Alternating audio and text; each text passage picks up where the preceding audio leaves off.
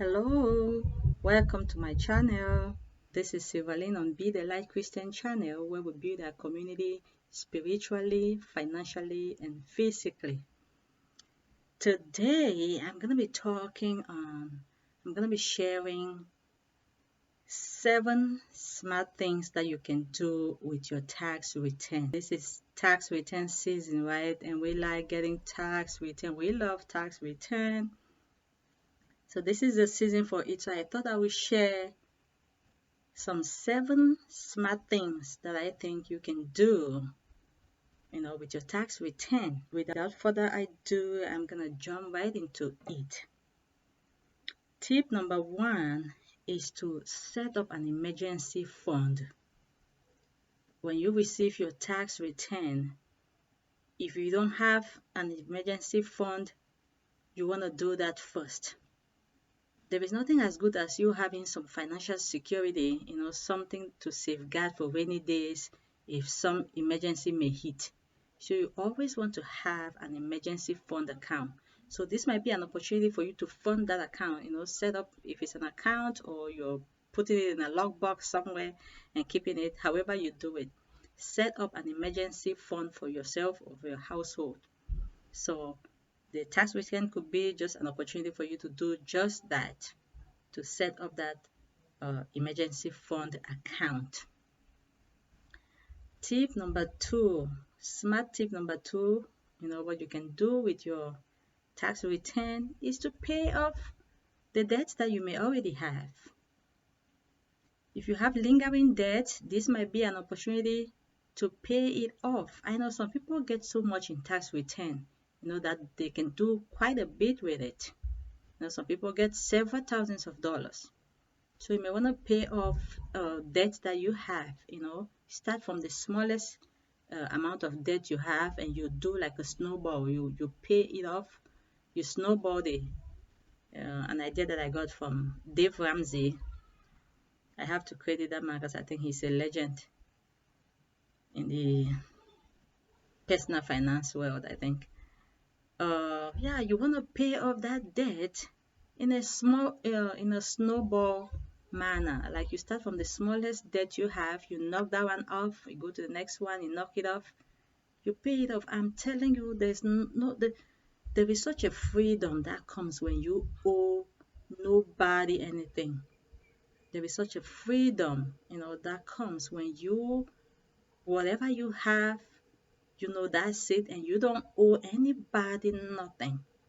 There is such a freedom and peace that comes with, being in that kind of state of mind where you don't owe nobody anything. Smart tip number 2 that you may want to do with your tax return when you receive it is to just save it. Okay? You may want to save the money. Save it and start building up that savings account. Save it and keep saving and keep building up that savings account so that when it gets to a reasonable amount, you can do something big with it. Okay, so instead of maybe just squandering, you want to save at least a good portion of that money, depending on how much you're receiving. You want to save it. Okay, smart tip is going to be a quick video. All right, so I'm jumping onto smart tip number 4. You may want to invest that money in your future. You may want to invest in your future or your children's future. So by that, it could be you putting in, increasing the amount of your retirement contribution. You may do that by, opening a retirement account like a Roth IRA and invest that money into it. And something like a Roth IRA, when you put that money in there, the tax are taken out today at the time when you put it in, then the investment grows tax-free, and even when you take it out, eventually you take it without tax, so it's pre-tax. It's a pretty I think it's a pretty smart investment option, but always consult with your investment advisor for your ultimate investment choices. Smart tip number 5 that you may want to do with your tax return when you receive it is to start a business. Okay? You can start a business. You can start a small business of your own and be your boss. And be your own boss, you are. There are a lot of business opportunities out there that don't really need a lot of money to start. Yeah, depending on the kind of business, some they just need little to like no money to even start up.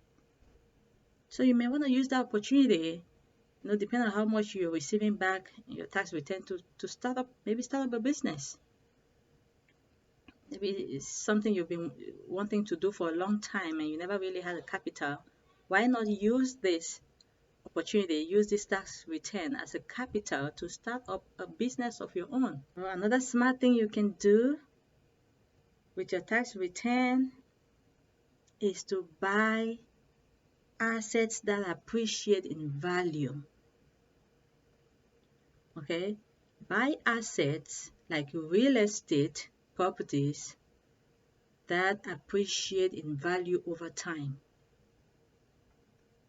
Now, there are things that you buy and they depreciate in value over time, and there are things that you buy and they are more likely to appreciate in value over time. An example of those assets that appreciate over time are real estate properties. That's like buying a house. Okay? Maybe for the longest time you've desired to own a house of your own. And maybe you've even thought that it costs like a whole lot of money than it actually costs to like put down a down payment for it. Now could just be an opportunity. That tax return could just be the opportunity, the right opportunity to have that down payment for that house. A lot of times it's not the down payment is not, it could be, the last time I checked, could be as little as 3% of the amount of the house. It could be as little as 3%. Okay? So this may just be an opportunity for you to, put whatever you got from that tax return. It could just be enough for a down payment, or get you close enough, and you just gather a few other savings here and there, and you're able to buy an asset that will appreciate in value over time. I'm telling you, that is going to help you in the long run a lot. Another smart thing that I think you can do with your tax return is to be a blessing to other people with it. Okay, is to be a blessing to other people with it. If you are established that you don't really like have to do all these other things, you can be a blessing. Or even if you receive a good amount and you're able to do one or two of these things, you could still be able to be a blessing to somebody out there. Those of you watching this, if you're coming from, the developing countries, like where I'm coming from, you would agree with me that a little bit of money that you can afford to give to someone back home can mean a lot more for them. They can do a lot more with it. Be a blessing to somebody. You can pay an orphan school fees with it. Okay? If you live in the diaspora and you have family members and friends back home in your original country, you can be a blessing to some of them. If you live in the diaspora, you know that a small amount of money that you may lend a hand of help to the people back home can become so much for them. It can do a lot more for them than it would do for you abroad. So maybe lend a hand of blessing to somebody. Be a blessing to someone. Support someone financially. Support someone. Start a business. Pay school fees for some child, some children, some child. Support a widow somewhere. And God will bless you as you do that. There is such a blessing when you are a giver. Seriously, there's this common saying, they say givers never lack. I believe that works every time.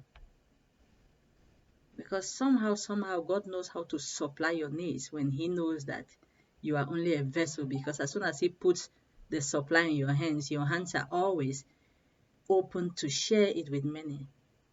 So He always trusts those hands of yours to deposit His blessings so that you will be a vessel or a channel that you pass on those blessings to many others.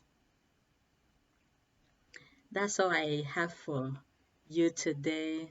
Until next time, stay well and stay safe, and I'll see you in my next video. And remember to subscribe and hit that bell notification sign below so that each time I upload a video, you are going to be the first one to get a notification. Thank you for watching.